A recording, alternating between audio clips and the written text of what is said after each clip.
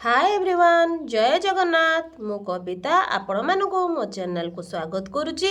मु आज आपण मानक पई नेकी आसीची बहुत ही सुंदर elegant half KG vanilla flavour रो डबल सेडेड केक।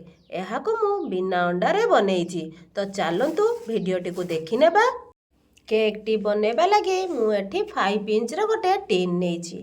प्रथमे आमे एही टिन को बटर पेपर दे ऑयल रे ग्रीस करि नेबा। बेटर बनेबा पूर्वरु मु ओभेन को 180 डिग्री सेल्सियस दे 10 मिनिट लगे प्रीहीट करिनेली। आपण कढ़ाई रे मध्य बेक करि परिबे। बेटर बनेबा लगे गोटे बड़ बाउल नेबा। मु आज ऑल टाइम प्रीमिक्स नेइची। प्रीमिक्स रे बनेबा बहुत ही इजी। आपण स्क्रैच रे मध्य बनै परिबे। हाफ केजी केक लगे गोटे कप प्रीमिक्स आवश्यक। ग्राम रे एहा 180 ग्राम हेबो। एथिरे ना अंडा ना दही ना क्षीर किछि भी आवश्यक नाही, केवल पानी आवश्यक। आमे एठी हाफ कप पानी नेबा। पानी को अल्प अल्प करी मिक्स करिबा, जेमिति बेटरटी ना बेसी थिक हेबो ना बेसी थिन हेबो। एथिरे गोटे चामच रिफाइंड ऑयल और 2 ड्रॉप वेनिला एसेंस देबा। बेटर को भल भाबे मिक्स करिबा, जेमिति एथिरे कोनोसी गुटुड़ी न रहिबो। डेरी न करी बेटर को टीन रे ढाली नेबा और टीन को 4-5 थर टैप टैप करि नेबा, जेमिति एथिरे एयर बबल्स न रहिबो। तापरे एही प्रीहीट ओभेन रे 160 डिग्री सेल्सियस हीट दे 35 मिनिट लगी बेक करि नेबा। ये देखंतु स्पंज टी केते सुंदर बेक होईची। स्पंज को भल भाबे ठंडा करिबा। मु एठी नाइफ रे कट करूची। आपण थ्रेड रे मध्य कट करि पारिबे। स्पंज टी को मु 3टी लेयर रे कट करिची। आपण 2टी लेयर रे मध्य कट करि पारिबे। एबे चलंतु केक को असेंबल करिबा। प्रथमे गोटे लेयर नेबा। एहा को सुगर सिरप रे मॉइस्ट करिबा। सुगर सिरप रे मॉइस्ट करिबा निहाती जरूरी। एहा द्वारा केक मॉइस्ट और सॉफ्ट रुए। तापरे आमे व्हिप्ड क्रीम रे फ्रस्टिंग करिबा। लेयर ऊपरे स्पाचुला द्वारा क्रीम लगाइबा। पैलेट नाइफ रे क्रीम को स्प्रेड करि नेबा।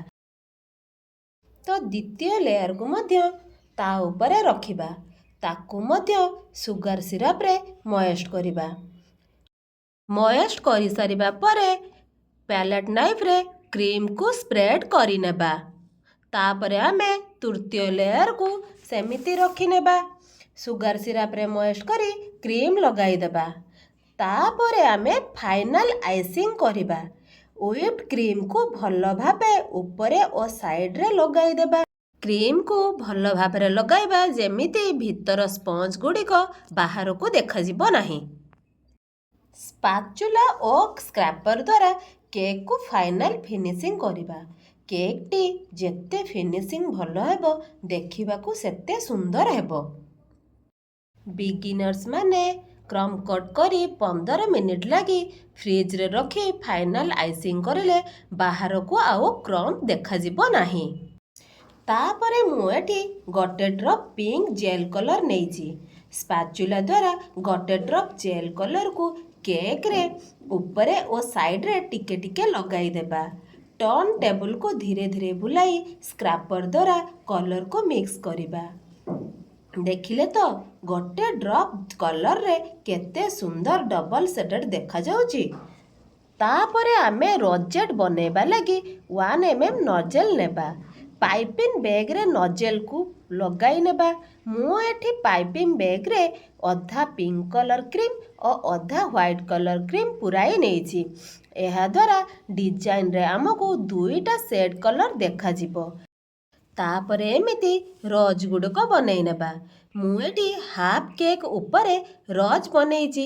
आपण पूरा राउंड करी रोज गुडिक मध्य बनै पारिबे। तापरे किछि गोल्डन बल्ब और गोल्डन फ्लैक्स रे सजेई देबा। गोल्डन बल्ब और फ्लैक्स द्वारा केक रो डिजाइन टी रिच देखा जाए। मु एठी नॉन एडिबल बटरफ्लाई नेइची। आपण एडिबल बटरफ्लाई मध्य नेई पारिबे। वीडियोटी भल लगी निहाती लाइक शेयर और कमेंट करंतु। ଯଦି ମୋ ଚ୍ୟାନେଲରେ ନୂଆ ଅଛନ୍ତି ତାହେଲେ ସବସ୍କ୍ରାଇବ୍ ମଧ୍ୟ କରିନିଅନ୍ତୁ। ଏମିତି ନୂଆ ନୂଆ ରେସିପି ଦେଖିବା ଲାଗି ବେଲ୍ ଆଇକନ୍କୁ ମଧ୍ୟ ଦବେଇ ଦିଅନ୍ତୁ। ମୋ ଭିଡ଼ିଓଟି ଦେଖିଥିବାରୁ ଆପଣଙ୍କୁ ବହୁତ ବହୁତ ଧନ୍ୟବାଦ।